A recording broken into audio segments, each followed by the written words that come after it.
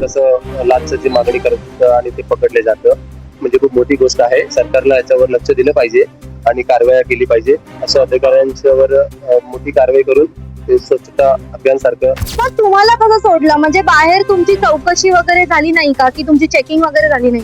Checking झाली होती माझी, पण या बाबतीत मला एसीबी कडून मदत मिळाली आणि ते पैसे आजपर्यंत त्यांनी पोहोचवलं. तुम्हाला ते एसटी अगर पाहिजे असेल तर 50,000 रुपये द्यावंच लागेल. आमचं फिक्स रेट आहे 12 दिवसासाठी 50,000, 15 दिवसासाठी 75,000 आणि ते पुढे जेवढे दिवस बंदची ऑर्डर आहेत त्याप्रमाणे त्यांना पैसे म्हणजे आम्हाला द्यावंच लागतं. तसं ते मागणी केली डॉक्टर रामदास गाडे. अजून अटक झाली नाहीये डॉक्टर रामदास गाडे यांची. ते एसीबीला विचारायला पाहिजे तुम्हाला की का अटक नाही गेली, कारण की मी रिपोर्ट मध्ये देताना मी त्यांच्या दोघांचंही नाव लिहून दिलं होतं, डॉक्टर रामदास गाडे आणि राजू धरंगे.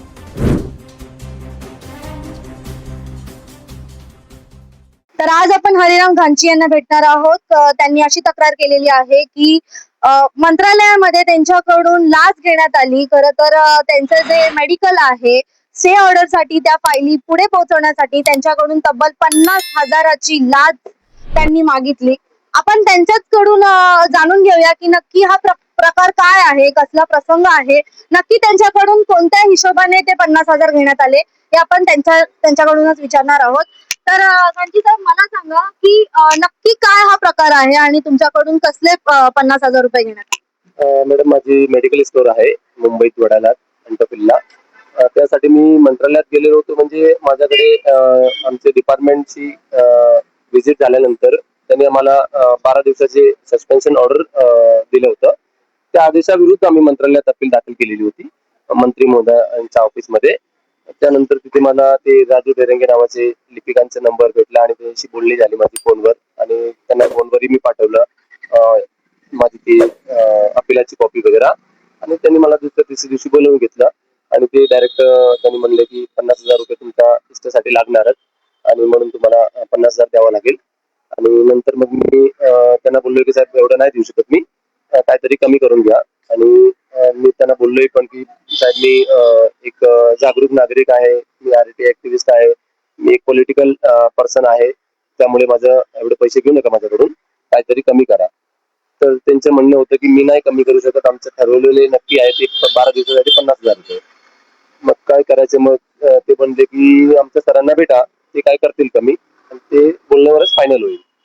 मग ते सर म्हणजे ते मंत्री महोदयांचे ते ओएसडी आहेत डॉक्टर रामदास गाडे, त्यांच्या ऑफिसमध्ये घेऊन गेले ते राजू सर, आणि तिथे आमची बोलणी झाली डॉक्टर गाडे यांच्या सोबत. आणि त्यांनाही म्हणलो मी की साहेब मी आंदोलन करायला आहे, मी लोकांसाठी लढत असतो कधी पण, आणि पॉलिटिकल पर्सन आहे, असं तसं सगळं मी त्यांना ही गोष्टी सगळ्या बातम्या बोललो. त्यानंतर ते रामदास गाडे बोलले की साहेब तुम्ही काही असू द्या, तुम्हाला ते एसटी अगर पाहिजे असेल तर 50,000 रुपये द्यावंच लागेल. आमचं फिक्स रेट आहे 12 दिवसासाठी 50,000, 15 दिवसासाठी 75,000 आणि ते पुढे जेवढे दिवस बंदची ऑर्डर आहेत त्याप्रमाणे त्यांना पैसे म्हणजे आम्हाला द्यावंच लागतं. तसं ते मागणी केली डॉक्टर रामदास गाडेंनी. तुम्हाला तुमचा व्यवसाय वाढवायचा असेल आणि अशीच प्रसिद्धी मिळवायची असेल तर जाहिरातीसाठी आम्हाला संपर्क करा. तर मला असं सांगा की आता जे हे आहे झिरवाळ आहेत त्यांचे हे जे आहे ते खाजगी लोक आहेत, जे राजू आहेत ते खाजगी आहेत. तर त्यांना अटक करण्यात आलेली आहे आणि त्यांच्या बरोबर अजून 2 लोक आहेत, त्यांना अद्याप अजून अटक झालेली नाही. तर त्यावरती तुमचं काय? ते राजू धरंगे नावाचे लिपिक होते, त्यांच्यावर अटक झाली. अँटी करप्शन ब्युरोनी रेड मारून त्यांना अटक केली आणि रंगेहात पकडला गेला तो राजू धरंगे. पण माझं असं म्हणणं आहे की राजू धरंगे सोबत ते डॉक्टर रामदास गाडे त्यांचे खासगी सचिव ते पण होते, त्यांनी पण मागणी केलेली माझ्यासोबत की 50,000 द्या म्हणून. त्यांची मी लेखी रिपोर्ट दाखल केली होती अँटी करप्शन ब्युरो मध्ये. ते पण म्हणजे तिचं नाव सोबत आणि मागणी केलेली ते सगळी गोष्ट मी लिहून दिलेली होती. त्यांचं अजून अटक झाली नाहीये डॉक्टर रामदास गाडे यांची. ते एसीबीला विचारायला पाहिजे तुम्हाला की का अटक नाही गेली, कारण की मी रिपोर्ट मध्ये देताना मी त्यांच्या दोघांचंही नाव लिहून दिलं होतं, डॉक्टर रामदास गाडे आणि राजू धरंगे. स्वस्त ठेकेदार घेतला पण कोणतीही सुरक्षा नाही, विमा नाही, अनुभव नाही. टाकी स्वच्छ झाली पण एक अपघात झाला आणि जबाबदारी कोणावर गेली? सोसायटीवर, कारण चुकीचा निर्णय घेतला. आमच्याकडे अनुभवी कामगार, विमा सुरक्षा आणि साप्ताहिक प्रशिक्षण आहे. तुमच्या सोसायटीसाठी सुरक्षित पर्याय हाच योग्य पर्याय. लाईफलाईन सर्व्हिसेस, जबाबदारीचं दुसरं नाव.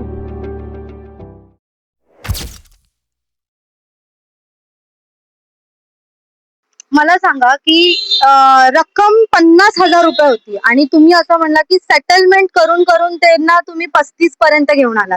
तर 35,000 रुपये खरं तर ह्याचा मंत्रालयाचा एक नियम आहे की आतमध्ये 10,000 रक्कम पेक्षा जास्त रक्कम आतमध्ये घेऊन जाता येत नाही. पण तुम्हाला कसं सोडलं? म्हणजे बाहेर तुमची चौकशी वगैरे झाली नाही का, की तुमची चेकिंग वगैरे झाली नाही का? चेकिंग झाली होती माझी, पण या बाबतीत मला एसीबी कडून मदत मिळाली आणि ते पैसे आतपर्यंत त्यांनी पोहोचवलं आणि आतमध्ये जाऊनच मला पैसे वगैरे दिले आणि मग नंतरची पुढे कारवाई आम्ही केली. तसं म्हणायला गेलं तर जिरवाल महोदय यांचं ऑफिस खूप लहान आहे, तुम्ही बघितलं असेल, आणि त्याच्या बाहेर खूप सारे पदाधिकारी बसतात, तिकडे मोठमोठे नेते असतात, सगळे असतात, काही डिपार्टमेंट्स आहेत तिकडे. एवढ्या गर्दीमध्ये त्यांना माहिती नाही पडलं का की इथे लाचखोरीचा हा प्रसंग घडत आहे? म्हणजे लोक सगळं यायचं तिकडे आणि आपल्या कामासाठी पैसे देऊन काम करून घ्यायचं, तसं मी पाहिलं तिथे. आणि माझ्या अगोदर पण एक माणूस येऊन गेला आणि त्यांनी पण पैसे देऊन त्याचं काम काढलं आणि त्यांनी मला बोलले पण की तुम्ही पण पैसे देऊन तुमचं काम काढून घ्या, पैसे दिल्याशिवाय काम होणार नाही. ते त्यांचं पण म्हणणं असं होतं आणि ते सगळं नंतर ते सीबीची कारवाई झाली. नक्की पैसे कुठे देण्यात आले? मंत्री महोदयच्या मंत्रालयात, ऑफिस कार्यालयात देण्यात आले की कार्यालयाच्या बाहेर देण्यात आले? त्या कार्यालयाच्या बाहेर गॅलरीमध्ये माझी सगळं ती बोलणी झाली, ठरवलं की किती द्यायचं म्हणून. ते मागितलं त्यांनी 40च्या नंतर मी बोललो की माझ्याकडे 35,000 आहेत, ते तेवढे देऊ शकतो मी, 5,000 पाहिजे तर नंतर देऊ. ते बोलले की ठीक आहे 35 द्या. आणि ते ऑफिसमध्ये घुसताना म्हणजे अलमारी वगैरे आहेत, छोटी गल्ली आहेत बाजूला ऑफिसच्या आतमध्येच, तिथे त्यांनी माझ्याकडून पैसे घेतलं आणि नंतर त्याच वेळी अँटी करप्शन ब्युरोने त्यांनी तुम्ही जेव्हा पैसे द्यायला गेलात तुमच्याच आधी एक प्रसंग घडलेला होता तिकडे, तो म्हणजे एका माणसाकडून 45,000 रुपयाची माग करण्यात आली होती आणि त्या माणसाने ते पैसे दिलेले होते. हा प्रसंग तुम्ही पाहिलात? ते सापडले गेले पैसे 42,000 42,000 काहीतरी मला लक्षात आलं की असं सापडले गेले. माझ्या अगोदरचा पैसे त्यांना दिलेले कोणी, ती माणूस माझ्याकडे बसला होता. मला असं वाटतं की त्यांनीच पैसे दिला आणि त्यांचं काम करून घेतलं त्यांनी. आणि त्यांनी मला विचारले पण तुम्ही का पैसे देत नाही, पैसे द्या आणि तुमचं काम करून घ्या. मी पैसे दिले म्हणून माझं काम झालंय. म्हणजे माझा अगोदरचा तो माणूस, त्याची माझी बातमी झालेली अशी.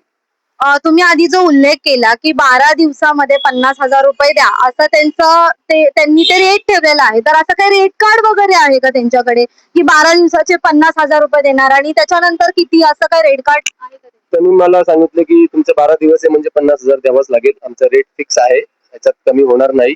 म्हणजे तसं रेट कार्ड त्यांनी ठरवलेले आहे की किती दिवसासाठी बंद आहे म्हणजे किती पैसे द्यावं लागतं तिथे. ते रेट कार्ड त्यांचं फिक्स आहे. खंडणी सारखं ते लोक पैसे मागताय. आणि हे रेट कार्ड जे बोलताय तुम्ही, ते लीगल आहे का? म्हणजे तुम्ही असं कधी विचारण्यात आले की ते लीगल आहे का, की 12 दिवसाचे 50,000 रुपये आणि फक्त फाईल पास करण्यासाठी 50,000 रुपये 12 दिवसाचे? ते काही लीगल नाहीये. काही फी म्हणून ते घेत नव्हतं, ते लाचाची मागणीची 100%. 50,000 पूर्ण ते लाच आहे म्हणून त्यांना माहिती आहे आणि मलाही माहिती होतं की ते लाचाची रक्कम मागताय आणि ते बिंदासपणे मागताय. मंत्र्याला एवढी मोठी, जर बिंदासपणे कोण अधिकारी, अफसर किंवा लोकसेवक मागत असेल तरी खूप मोठी गोष्ट आहे.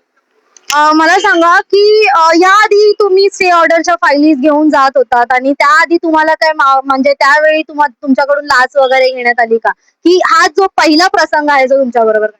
नाही, माझं जास्त काम नाही पडलं, पण अगोदर पडलेलं माझं काम मंत्रालयांचा. तेव्हा मिनिस्टर दुसरे होते आणि सरकार पण दुसरी होती. तेव्हा 10 वर्ष आले, त्याला 10-12 वर्ष अगोदरची गोष्ट आहे. तेव्हा पण माझं काम पडलं आणि मी गेलेलो आणि माझा इस्ते पण झाला आणि कोणी पैशाची मागणी केली नव्हती. तेव्हा कोण होते? तेव्हा मंत्री जिरवाल होते की त्याच्या व्यतिरिक्त दुसरा कोण? तेव्हा बंटी पाटील, सतेज पाटील, ते होते मिनिस्टर आमचे, फूड अँड ड्रग डिपार्टमेंटचे. तेव्हा मला इस्ते पण भेटला आणि माझी काम पण झाली. पण तेव्हाही लाच घेण्यात आली तुमच्याकडून? तेव्हा माझी कोणी मागणी पण नाही केली आणि मी लाच पण नाही केली. हा तुमचा पहिला असा प्रसंग आहे जो घडलेला आहे? पहिल्यांदा माझ्यासोबत असं झालं की त्यांनी लाचाची मागणी केली आणि मी अँटी गेलो आणि ती अटक झाली. बिल्डिंगची टाकी बाहेरून स्वच्छ दिसते, पण आतमध्ये साचलेली घाण, शेवाळं, गाळ हेच तुमचं रोजचं पाणी बनतं. तुम्ही बाहेरून बाटलीचं पाणी विकत घ्याल, पण घरात येणारं पाणी तपासाल का? आधुनिक मशीन, अनुभवी कर्मचारी आणि 24 तास सेवा. मुंबई, नवी मुंबई, ठाणे हजारो सोसायट्यांचा विश्वास आमच्यावर आहे. आतून खरंच स्वच्छ हवंय? मग लाईफलाईन सर्व्हिसेस हवीच.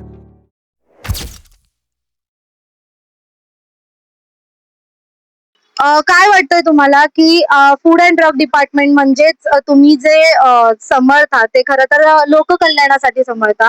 तुम्ही नेहमी लोकांची मदत करता.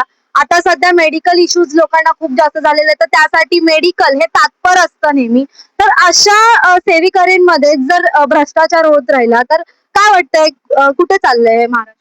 महाराष्ट्राची शासनाला हे पाहिलं पाहिजे, सरकारने पण पाहिलं पाहिजे की अशा प्रकारे जर महाराष्ट्र जे मंत्रालयात लोकसेवक असं लाचची जी मागणी करत आणि ते पकडले जातं, म्हणजे खूप मोठी गोष्ट आहे. सरकारला याच्यावर लक्ष दिलं पाहिजे आणि कारवाया केली पाहिजे. अशा अधिकाऱ्यांच्यावर मोठी कारवाई करून ते स्वच्छता अभियान सारखं चालवून म्हणजे लोकांच्या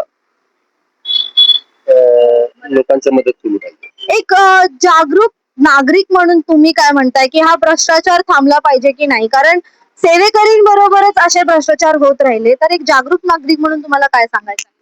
माझं असं म्हणणं आहे की प्रत्येक नागरिकांनी एक जबाबदारी घेतली पाहिजे आणि अशा भ्रष्टाचारांच्या विरोधात उतरलं पाहिजे आणि त्यांच्या खिलाफ आवाज बुलंद केली पाहिजे. आणि असं प्रकरण मध्ये एसी अँटी करप्शन ब्युरोकडे पण जावं लागलं पाहिजे होतं, म्हणजे लोकांना जायचं आणि अशा भ्रष्टाचारांच्या विरुद्ध कारवाई झाली पाहिजे असं माझं.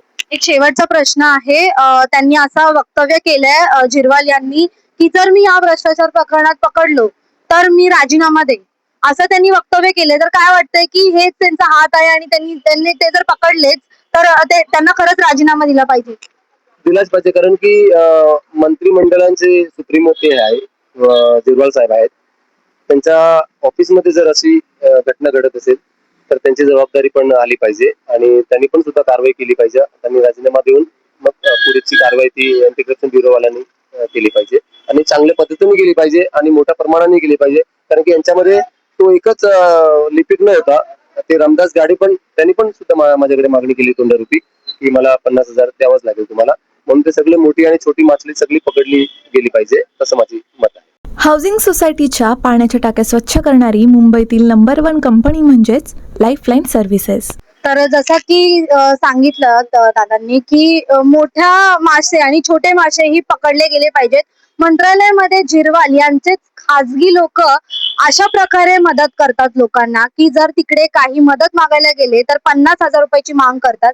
कुठे ना कुठेतरी त्यांनी 50,000ची सेटलमेंट करत करत 35,000 रुपयाची लाच त्यांच्याकडून मागण्यात आली आणि असे प्रसंग आपल्या मंत्रालयातच घडायला लागले तर आपण जायचं कुठे? महाराष्ट्रामध्ये हे असे लाचखोर अजूनही मंत्रालयामध्ये असतात आणि बाहेर तर होतच होतं, पण आता मंत्रालय सारख्या ठिकाणामध्येही असे लाचखोर आहेत. त्यांना तर कारवाई झाली पाहिजे, त्यांच्यावरती कठोर कारवाई. तुम्हाला काय वाटतंय आम्हाला कमेंट करून नक्की सांगा. पाहत राहा साऊथ मुंबई न्यूज, चेहरा मुंबईचा. साऊथ मुंबई विभागातील घडामोडी जाणून घेण्यासाठी साऊथ मुंबई न्यूज चॅनलला लाईक, फॉलो, शेअर आणि सबस्क्राईब करा आणि बेल आयकॉनवर क्लिक करून ऑल करायला विसरू नका.